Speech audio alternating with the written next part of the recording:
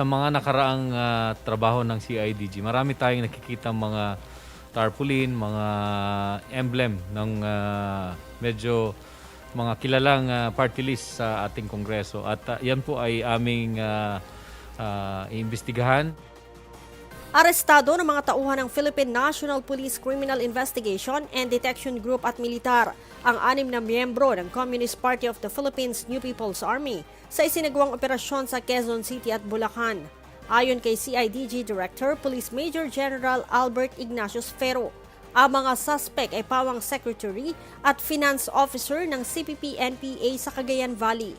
Nakuha sa mga ito ang nasa 636,000 pesos cash, iba't ibang cellular phones, mga baril, pampasabog at tarpaulin o banner ng grupong Gabriela at Bayan Muna. Kaya naman sinabi ni Ferro na aalamin nila ang kaugnayan ng mga ito sa nabanggit na mga party list group.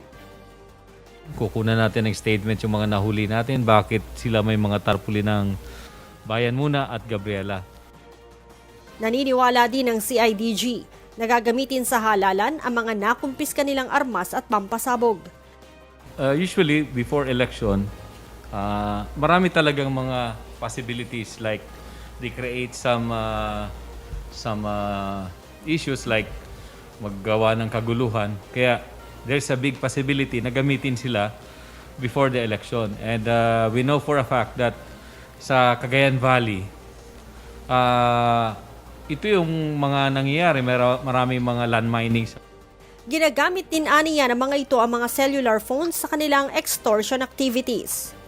Itong napakaraming cellphone could only implies na sila, being the finance, at sila ay suspect sa extortion activities, paiba-iba sila ng cellphone, paiba-iba ng number para manakot, maghingi ng tinatawag nilang mga extortion money. Ang nahuling 6 na miyembro ng CPP-NPA ay wanted sa mga kasong murder, attempted murder, arson at robbery. Sasampahan naman ang panibagong kaso ng CIDG ang mga ito kaugnay sa paglabag sa Republic Act 10591 o Comprehensive Law on Firearms and Ammunition at Republic Act 9516 o Comprehensive Law on Explosives. Leia Ilagan, UNTV, News and Rescue. Diyos ang aming sandigan, serbisyo publiko ang aming pinahahalagahan.